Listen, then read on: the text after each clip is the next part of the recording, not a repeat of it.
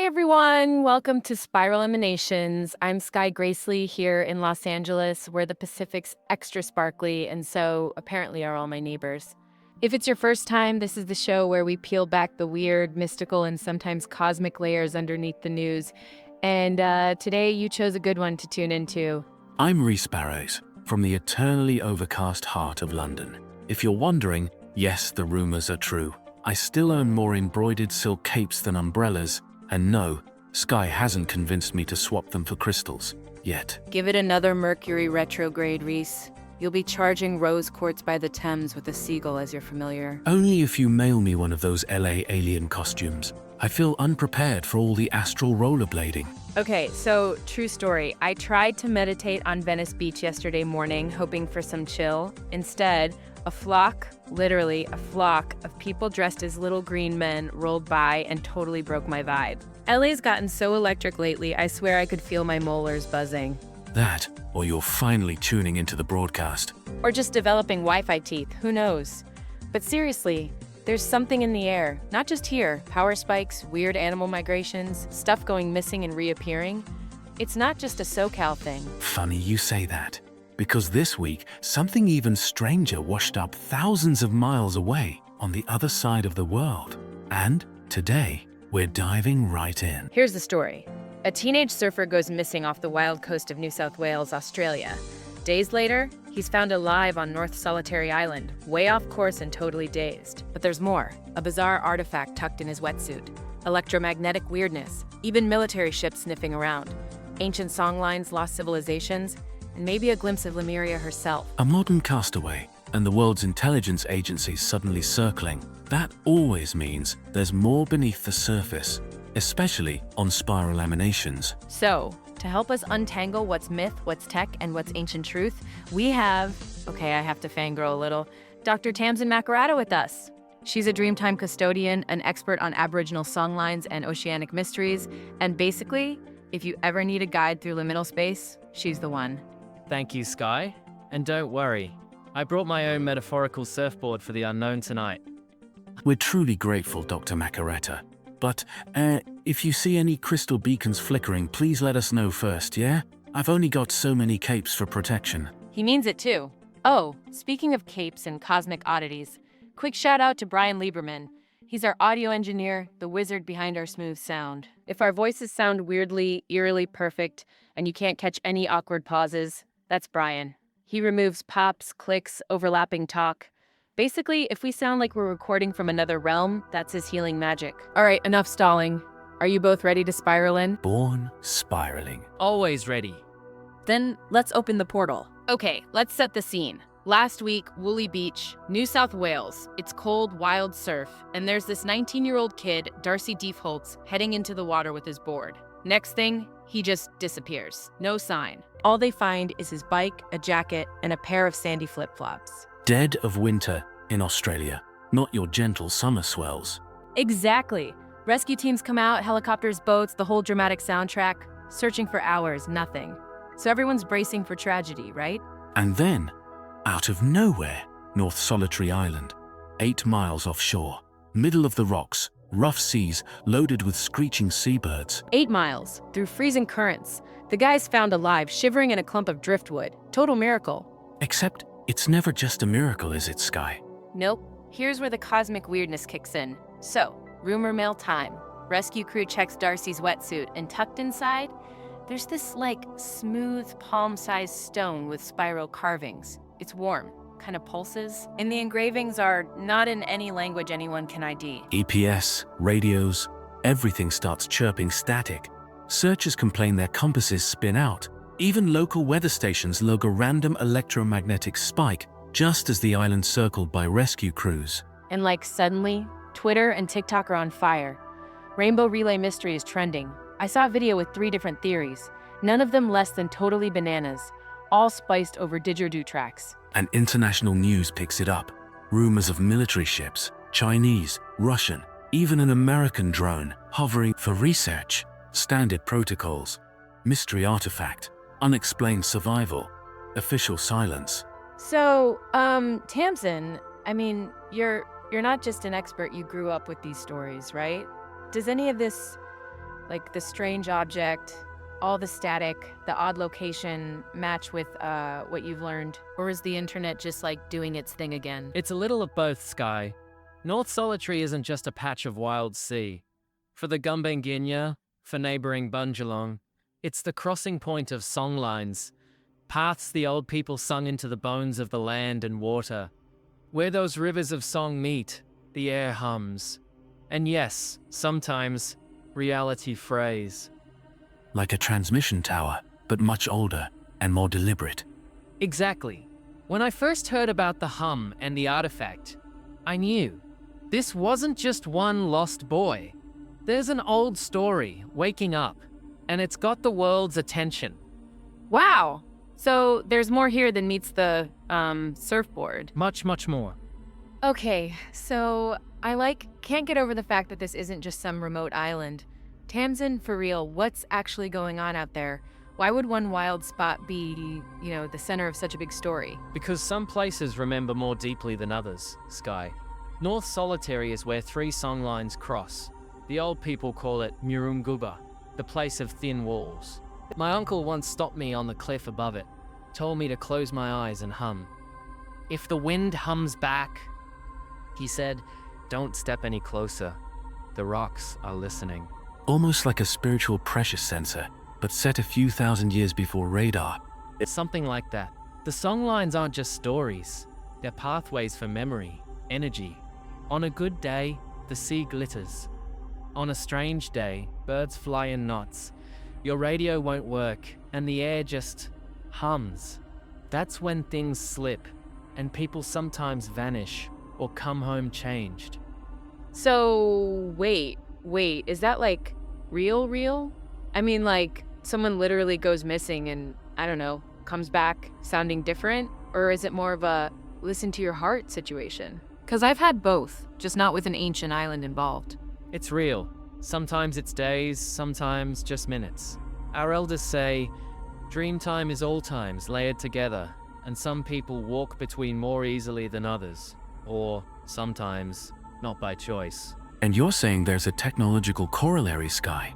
Legends of Lemurian relayed beacons. Victorian explorers claimed to find crystals humming at the world's oddest outcrops. I've read a half-dozen diaries from passing ships. Nobody's compasses worked, their hair standing on end.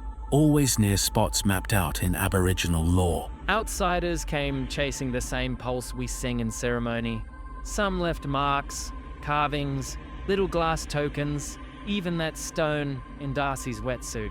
Its spiral is neither ours nor theirs alone. It's a message, and sometimes a lock. So, you're telling me it's Indiana Jones, but with less snakes, more eel spirits? Should I be taking notes, or...? I can send you my annotated bibliography, but only if you promise not to highlight the forbidden sections. Too late. I was born to highlight. But okay, so, Tamsin, if someone, say, a surfer, stumbles onto one of these places and just, I don't know, tunes in the wrong frequency, what actually happens? Sometimes nothing. Sometimes everything.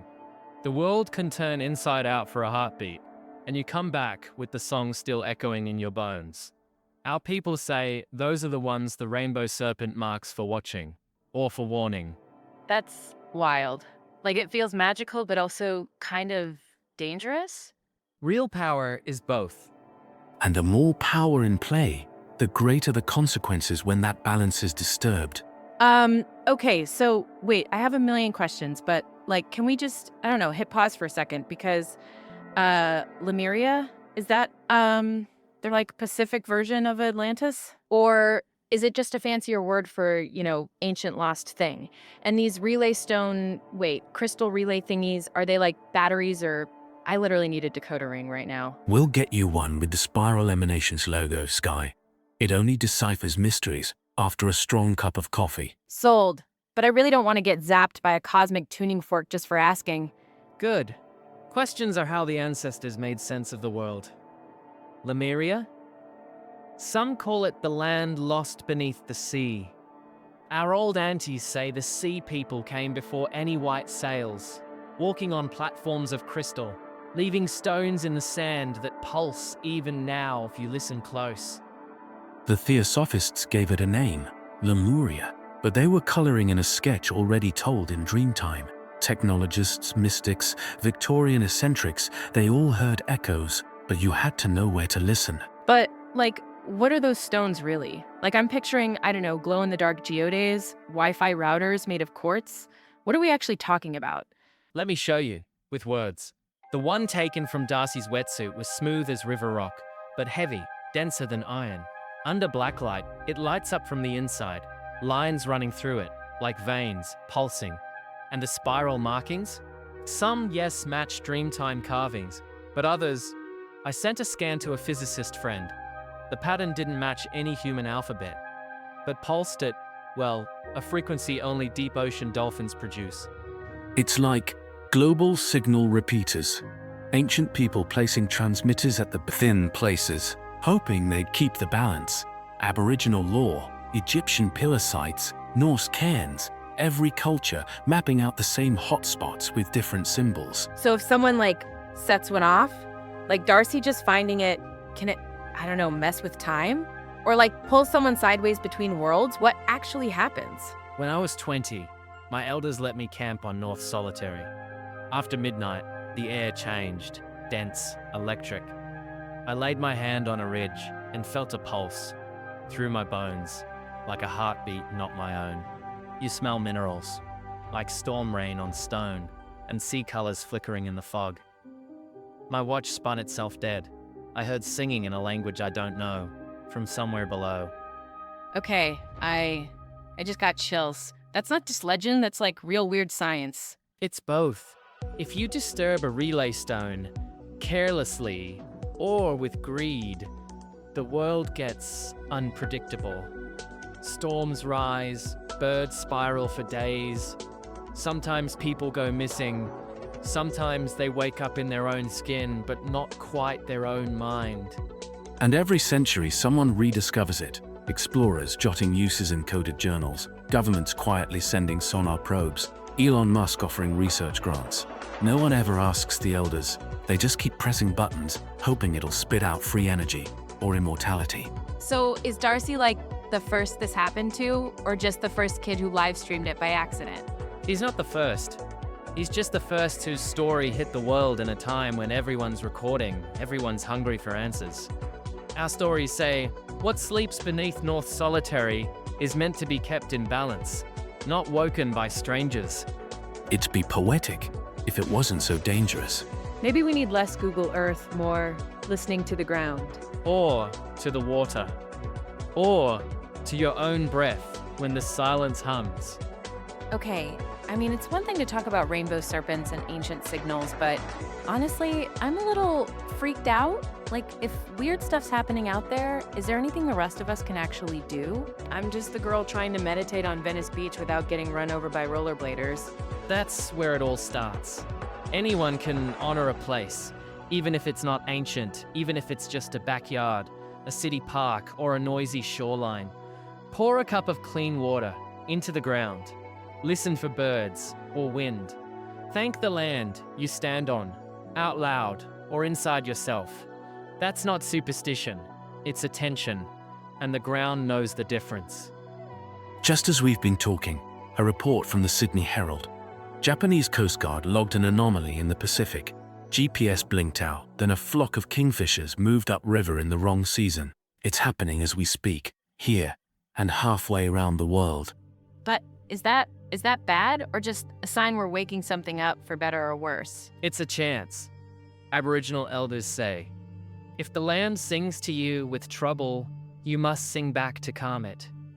That means slow down, leave offerings, water, seed, or gratitude. Stop scrolling, even for 5 minutes, and feel for that hum in your chest. The world isn't punishing us. It wants balance, not revenge. If you're listening in Lisbon, Copenhagen, Wisconsin, or LA, think of every local legend as a warning and an invitation. Not to be scared, but to be present. If your dog starts acting strange, or the neighborhood crows gather at your window, maybe it isn't random. If a crow lands on my yoga mat, I'm blaming both of you. But actually, That gives me weird comfort. Not powerless, but part of the system, part of the hum. Exactly. Every time you're present, you help keep the balance. And if you dream vivid, write it down. Sometimes the land sends stories before it sends storms. Let this be the only time in podcast history a panel of mystics and skeptics beg you, take your headphones off, go outside, sing, even if it's off key. Heads up, Venice. You're about to hear my singing bowl collection at full blast. If the hummingbirds start a mosh pit, I'll take it as a sign. That's the spirit. So, the more we listen, the more chance the world stays in tune, even if sometimes it's weird or kind of scary. The weirdness is how you know you're alive and how you know the land remembers you. Wow. Okay, so I'm still low-key spooked, but honestly, I feel kind of sparked. Like maybe I finally get what you mean, Reese, about listening past the news headline. Instead of panic, I just want to, I don't know, tune in. Admit it, Gracely. You just want an excuse to pick up another singing bowl for your grounding ritual. Hey, don't judge until you've heard my 528 Hertz bowl on a foggy Venice night. Actually, you know what? Next LA trip, I dare you, cape and all, to join my morning crystal chorus under the pier. Winner gets the legendary Spiral Emanations decoder ring. Tempting, though I suspect synchronizing chakras with you on Venice Beach would count as an occult event on the Five Eyes watch list. But if the decoder ring opens interdimensional portals, I reserve the right to blame Brian for technical difficulties. With Brian in charge of sound, we'll all manifest in high definition. Maybe he'll finally edit out your existential sighing, too. I sigh with gravitas, thank you. You can't teach that.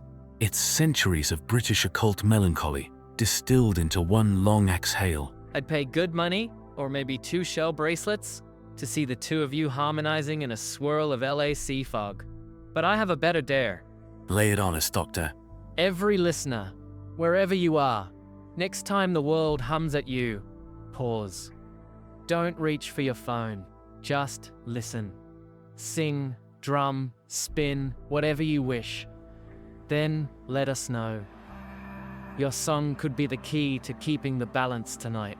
Oh, I love that. Okay, everyone, show us your hum spot. #.spiralsong. If your pets join in, we need a photo. Best occult crowdsourcing ever. Whoever sends the weirdest thin place gets a signed cape. From Sky. Oh my, fine, but only if it's velvet. And, pre-cleanse my Tamsin. Remember, no place is too ordinary. The most sacred song is the one nobody expects to hear. Whoa, did you both hear that? Sometimes the world answers back, if you're listening. That's the sign. Hum back, softly. Everything that's lost can find its way home. That's it for this journey into Spiral Emanations. Huge thank you again to Dr. Tamsin Makarrata for guiding us through both the mythic and the real, and for reminding us there is wisdom humming right beneath our feet. Gratitude, Sky, and big respects to everyone listening. Old souls, new seekers, and even the skeptics. If the world hums for you this week, sing back, even softly. And once more for the record, if I'm found meditating in the London rain, velvet cape flying, it's because Dr. Makarrata and Sky have finally dragged me to the other side. I expect Brian's audio sorcery will rescue my soppiest notes. If you're meditating in the rain, I want video proof and bonus points if you sneak one of my singing bowls under Stonehenge again. Don't think I forgot about last time. It was purely for science, or was it sorcery? Hard to tell with Brian's edits. Quick reminder, if you want to read more, hear Indigenous stories, or learn how to acknowledge the land wherever you are, head to our show notes or spiralmanations.net. We'll be spotlighting listeners' hum moments, so send photos, stories, or recordings to number Spiral Song or tag us on socials. If your dog howls along, we definitely want to hear it. And just maybe, your story or song will end up on a future episode. We love weaving new mythologies with all of you. Thank you for spiraling with us, whether you've been here since day one or this is your first trip. This community is what keeps the signal strong. Remember, the ground listens. All it needs is your attention. If you feel lost or strange, pause, breathe, and hum. Something will hum back, always. If you find yourself in a thin place this week, under city lights, by ocean foam, or just kitchen tile, listen for the echo. and send it forward. Wishing you clear eyes, open hearts, and just the right bit of cosmic weirdness. Night, everyone. Spiral on.